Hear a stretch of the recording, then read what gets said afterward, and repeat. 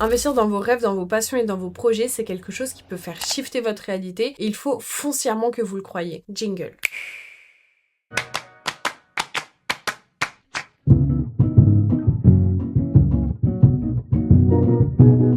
Dans cette vidéo, je vais partager les choses les plus importantes dans lesquelles une femme devrait investir en 2026 pour pouvoir se sentir stable et alignée dans tous les aspects de sa vie, selon moi. Mais avant toute chose, si tu aimes le contenu wellness, motivation, lifestyle, féminité, etc., je t'invite à rejoindre ma petite communauté. Je serais ravie de t'accueillir parmi nous en cette nouvelle année, donc sois curieuse, active la cloche et rejoins-nous.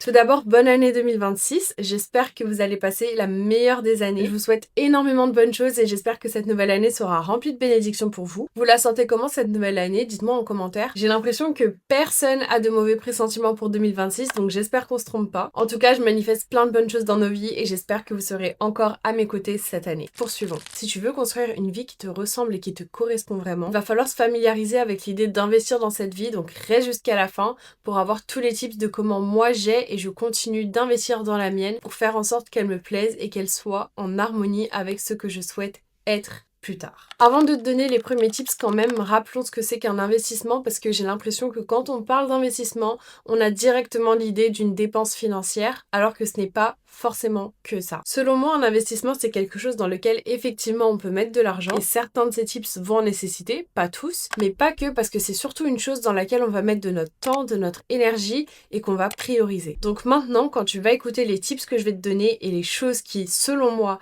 méritent l'investissement, pars toujours de la base que si c'est un investissement pour toi, c'est un investissement qui vaut toujours le coup. Parce que tu mérites de mettre de l'investissement dans ces choses-là et il faut absolument pas que tu en aies peur. Que tu aies peur de dépenser ou que tu aies peur que par exemple ce soit une priorité qui prend le dessus sur une autre. Donc s'il te plaît, pas de pensée limitante ou d'excuses quand il s'agit de construire ta vie de rêve. Selon moi, le premier investissement dans lequel une femme devrait investir en 2026, c'est tout ce qui lui rapporte de la paix. C'est la base absolue. Sans paix intérieure, on n'a aucune clarté, aucune motivation, aucune discipline. Si tu regardes bien dans les 3/4 des relations qui fonctionnent pas et qui sont souvent conflictuelles, c'est parce qu'il y a une personne qui n'est pas en paix avec elle-même. Amitié, collègue ou amour, c'est la même chose. Et ça même dans la relation que tu as avec toi-même. Quand par exemple t'es dans une phase où tu prends pas le temps de te retrouver avec toi-même et que t'es constamment en mode pilote automatique, sans faire de check-up de ta santé mentale ou de comment tu te sens parce que t'es constamment débordé par des choses qui ne t'apportent pas d'énergie mais qui font que t'en prendre, c'est le pic du moment où tu n'es pas en paix avec toi-même. Et cet exemple, c'est seulement le fait d'être en paix avec soi-même dans son quotidien. Être foncièrement en paix avec soi-même à l'intérieur, c'est totalement autre chose et c'est différent. Parce que je sais que énormément de personnes, quand elles pensent au fait d'être en paix avec elles-mêmes, elles s'imaginent souvent dans des moments relaxants, donc par exemple dans des moments où elles font du self-care, ou alors une image d'elles-mêmes quand elles sont en vacances. Et ça, c'est une forme de paix sous forme d'action, mais c'est pas être en paix dans sa tête. Encore une fois, ça reste important, cela dit, d'ailleurs je suis la première à en faire la propagande, mais aujourd'hui quand je parle d'investir dans tout ce qui nous rapporte de la paix, je parle surtout d'investir dans tout ce qui va nous permettre d'être en paix avec nous-mêmes dans notre tête. Être en paix avec la personne que l'on est, c'est par exemple guérir de son passé, l'accepter, avancer malgré lui, pouvoir en parler sans culpabiliser, accepter les erreurs, c'est pouvoir parler de nos réussites, parler positivement de nous-mêmes et être fier de ce que l'on est. Nous aimer foncièrement. Ça, c'est être en paix dans sa tête. Maintenant, quand je parle d'investir dans tout ce qui nous rapporte de la paix, c'est faire un mélange de tout ça. C'est réussir à en faire une liste, donc ça peut être des choses sous forme d'action, comme je te l'ai dit. Par exemple, si faire du journaling, c'est une action qui te rapporte de la paix, investir dedans, c'est pouvoir y accorder du temps et l'implanter comme une nouvelle routine dans ton quotidien. Ça peut aussi être sous la forme d'une relation, parce que c'est vrai qu'il y a beaucoup de gens qui arrivent à nous faire nous sentir bien avec nous-mêmes, qui nous donnent confiance en nous. C'est exactement ce type de relation-là dans lesquelles il faut investir de notre énergie, investir de notre temps. Ce sont ces relations-là qu'il faut chérir. On parle énormément des relations dans lesquelles il ne faut pas investir, les relations qu'il faut éviter, qui peuvent être toxiques pour nous, etc. Mais dans la vraie vie, il n'y a pas que ce type de relation. Et trop en parler alors qu'elles nous apportent rien, c'est y accorder beaucoup trop d'importance. Parfois, il faut aussi chercher et se concentrer sur le fait de trouver les relations qui nous font du bien et qui nous élèvent. Ensuite, quand on parle d'investissement, évidemment qu'on va penser à l'argent et effectivement que c'est important qu'une femme investisse dans sa relation avec l'argent. Investir dans sa situation financière en tant que femme, peu importe qu'on soit attaché à l'argent, peu importe qu'on veuille devenir riche ou pas, l'argent fait partie de notre vie et ça n'empêche pas le fait que l'argent rime avec liberté. Alors c'est vrai que dans notre éducation en tant que femme, le sujet de l'argent n'est pas abordé de la même façon qu'il y est présenté à un homme. Beaucoup de femmes n'ont pas la même connaissance de l'argent que les hommes, ou du moins elles la reçoivent beaucoup plus tard et souvent par elles-mêmes. On n'est pas là pour parler de cette injustice, mais bon, les faits sont là, donc qu'est-ce qu'on fait de cette réalité? Déjà, quand je dis que l'argent c'est la liberté, c'est que par exemple, c'est ce qui nous permet de pouvoir investir dans des choses du quotidien, bien qui nous permettent d'être plus heureuses en dehors des relations et finalement, même dans nos relations. Parce que par exemple, c'est ce qui va nous permettre de pouvoir sortir et passer du temps de qualité avec nos copines. Et c'est aussi ce qui va nous permettre d'aller faire nos solo dates dans le coffee shop esthétique de la ville. C'est ce qui va nous permettre de voyager, c'est ce qui va nous permettre d'investir dans des projets qui nous tiennent à cœur. Bref, ce sont des raisons qui pour moi sont déjà suffisamment importantes pour commencer à investir dans une bonne relation avec l'argent. Pour moi, ça commence déjà par sa gestion. Et d'ailleurs, c'est une des règles financières principales quand on s'intéresse un peu à la finance. C'est que demain, si on nous offre 1 million d'euros, on peut quand même finir par redevenir pauvre si on n'arrive pas à le gérer. Une personne qui génère moins d'argent qu'un millionnaire peut finir par s'enrichir encore plus si elle gère mieux. Parce qu'elle va savoir où positionner son argent, elle va savoir où il va et elle va apprendre à savoir comment il fonctionne. Et en tant que femme, je pense que c'est même plus important pour nous d'en savoir sur l'argent. Surtout dans notre génération, où on voit énormément de discussions autour de l'argent dans les relations. L'idée de trouver un homme riche, etc.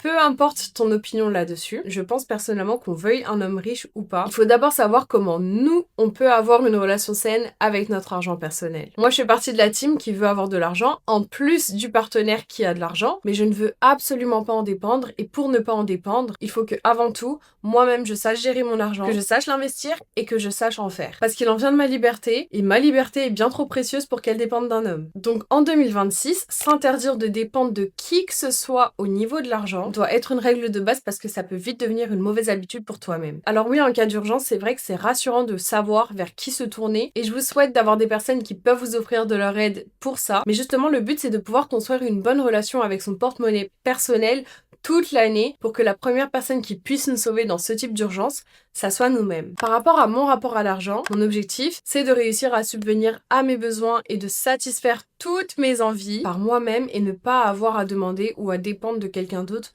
pour ça. Et si comme moi t'aimes les jolies choses, les belles expériences, etc., il faut que investir dans ta relation et ta gestion de l'argent soit une priorité pour 2026. Si tu veux commencer à t'intéresser à la finance, mais vraiment de façon très basique, je te recommande de lire et d'écouter les podcasts que je vais afficher à l'écran. Ce sont des livres que j'ai lus et des podcasts que j'ai écoutés en 2025 qui sont vraiment très enrichissants. Ils sont pas trop compliqués ni trop longs et tu y trouveras énormément de valeur à l'intérieur. En tout cas, la dernière chose que j'ai envie de te dire par rapport au sujet de l'argent, c'est de ne absolument pas en faire un sujet tabou et de cesser d'en avoir peur. Je sais que ça peut être compliqué, surtout quand on n'a pas des bonnes habitudes financières ou alors qu'on vient pas d'un milieu où c'est pas un sujet qui est abordé de façon positive, mais il faut que tu arrives à te familiariser avec ce sujet. Lis des livres, écoute des podcasts, parle-en avec tes proches, tes amis, ça peut être super enrichissant. Déjà parce que tu peux te rendre compte que certaines personnes vivent les mêmes choses que toi, que vous avez peut-être les mêmes problématiques et certaines autres personnes aussi peuvent t'apporter leur aide sur des choses que par exemple tu ignorais ou que tu ne gérais pas correctement. Ces choses-là peuvent vraiment te motiver à en savoir plus et à devenir financièrement plus intelligent.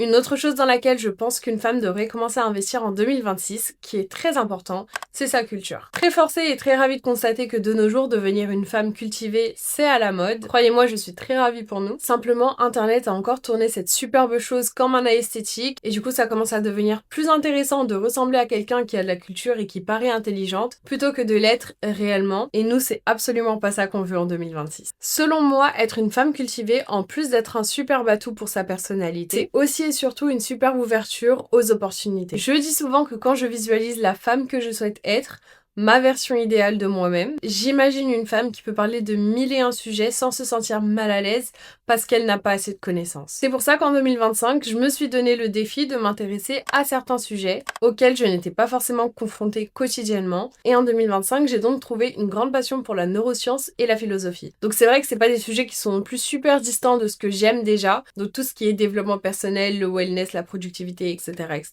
Mais ça reste quand même des sujets précis et qui m'intéressaient pas plus que ça avant. J'ai regardé beaucoup de documentaires et surtout, j'en ai parlé à mes proches. Parler de ses centres d'intérêt, de ses passions avec ses amis, c'est super enrichissant parce qu'on n'a pas forcément tous les mêmes. Moi, par exemple, dans mon cercle d'amis proches, je peux parler pendant 1 heure de danse avec une, pendant 1 heure de spiritualité, de manifestation, etc. avec une autre, et pendant une autre heure d'animé, de livres et de fiction. Donc c'est super enrichissant, n'ayez pas peur de partager vos passions avec vos proches. Et d'ailleurs, si tu peux me dire en commentaire quels sont les sujets qui te passionnent ou ceux dans lesquels tu aimerais avoir plus de connaissances en 2026, ça me ferait super faire plaisir de savoir et peut-être que ça peut me donner aussi des idées pour trouver des sujets dans lesquels moi aussi je pourrais m'intéresser. Investir dans sa culture, ça permet aussi d'enrichir énormément ta vision. Parce qu'il y a tellement de sujets dans la vie qu'on ne connaît pas et ça se trouve que parmi ces sujets, il y a le sujet qui est fait pour toi et qui t'est destiné. Mais pour réussir à les trouver, il faut oser être curieuse et aller les chercher. Alors c'est vrai qu'il y a certains sujets qui vont pas nous intéresser du tout, mais il peut y en avoir d'autres qui vont vraiment susciter notre intérêt, même des sujets auxquels on n'aurait jamais cru pouvoir trouver de l'intérêt. Donc vraiment un conseil les filles, n'arrêtez jamais d'apprendre et faites des recherches sur des sujets. Je le dis souvent, mais c'est quand on décide d'arrêter d'apprendre,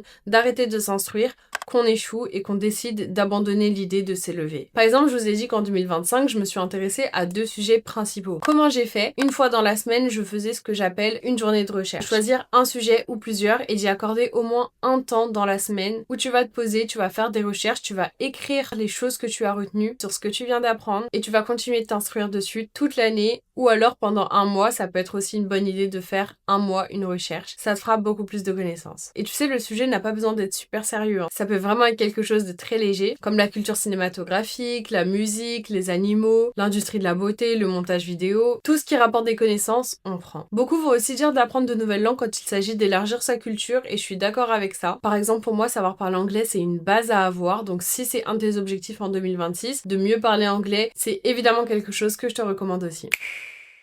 Une autre chose dans laquelle une femme devrait investir selon moi en 2026, c'est tous ses projets et ses rêves. Les filles, s'il vous plaît, en 2026, n'ayez aucune peur, aucune limite quand il s'agit d'investir dans vos rêves. Si par exemple il faut financer quelque chose et que vous avez les fonds mais que vous avez peur parce que ça reste une grosse somme, s'il vous plaît, prenez ce risque. Prenez le risque de croire suffisamment en vos rêves et d'investir et ne passez pas à côté de vos rêves et de vos ambitions. Je sais et j'ose croire que dans ma communauté, il y a très peu de personnes qui ne sont pas ambitieuses. Donc s'il vous plaît, en 2026, prenez les risques qu'il faut quand il s'agit de vos rêves, de vos ambitions. S'il s'agit par exemple d'un rêve où vous savez que vous n'avez rien à faire en France, rien à faire dans votre ville, rien à faire dans votre campagne et qu'il faut aller plus loin, qu'il faut élargir vos horizons, prenez le risque de trouver les moyens de le faire. Pas forcément déménager ou quoi que ce soit, mais par exemple juste être assez curieuse et faire un voyage, organiser un week-end pour pouvoir aller voir plus loin que ce que vous connaissez déjà. C'est super important. S'il s'agit de vos rêves, mettez toutes les actions en place. Un projet est impossible à réaliser seulement s'il n'y a pas d'action et seulement s'il n'y a pas de bonnes intentions. Mais tout projet est réalisable. Investir dans vos rêves, dans vos passions et dans vos projets, c'est quelque chose qui peut faire shifter votre réalité et il faut foncièrement que vous le croyiez. C'est quelque chose que moi j'ai fait et qui a fonctionné et je vous assure que si moi je l'ai fait, vous pouvez le faire totalement aussi. Ne comparez pas vos projets, ne comparez même pas les ressources que vous avez sur le moment à celles des autres. Restez concentrés sur votre projet et investissez dedans. S'il faut prendre des décisions difficiles mais qui vont être fructueuses pour votre projet et pour votre rêve, prenez les décisions.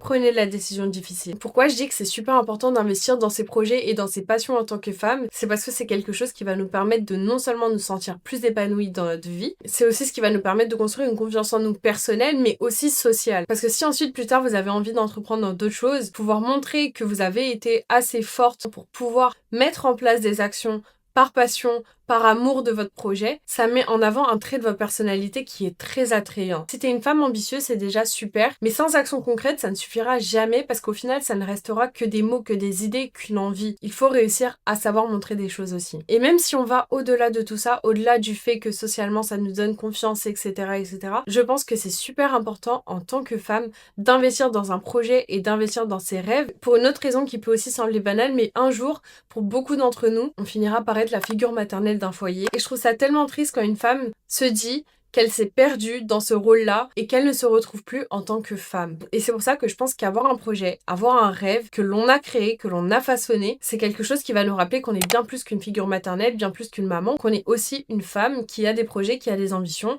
qui a créé des choses, qui a une vie en dehors de sa vie familiale et en dehors d'être une maman. Et ça, je trouve que c'est super important à faire et à commencer à faire d'ailleurs avant même de le devenir, pour justement conserver cet équilibre-là une fois le moment venu. Et attention, je dis pas que la vie de femme s'arrête au moment où on devient maman ou quoi que ce soit, c'est pas ce que je dis, ou alors au moment où on devient la femme de quelqu'un, c'est pas du tout une consécration, c'est pas ce que je dis, mais je dis que c'est quelque chose dans lequel il faut investir parce que c'est sûrement ça qui va nous permettre de nous déconnecter de ce rôle très important qui est d'être la figure maternelle d'un foyer. Selon moi, il y a encore énormément de choses dans lesquelles une femme devrait investir en 2026, comme par exemple son apparence physique, ses expériences, donc les voyages, les activités, etc. Sa santé mentale, évidemment, et plein d'autres choses. J'ai l'impression que les bases sont déjà données, mais si une partie 2 t'intéresse, n'hésite absolument pas à me le dire en commentaire, ça me ferait super plaisir d'en refaire une autre. Mais pour le moment, je vais te remercier d'avoir regardé la vidéo jusqu'à la fin, et je te souhaite encore une bonne année. J'espère qu'après cette vidéo-là, tu n'auras plus peur d'investir en toi-même en 2026. N'hésite pas à activer la cloche et à me rejoindre sur mes autres plateformes, et je te dis à la semaine prochaine pour une nouvelle vidéo qui va sûrement te plaire.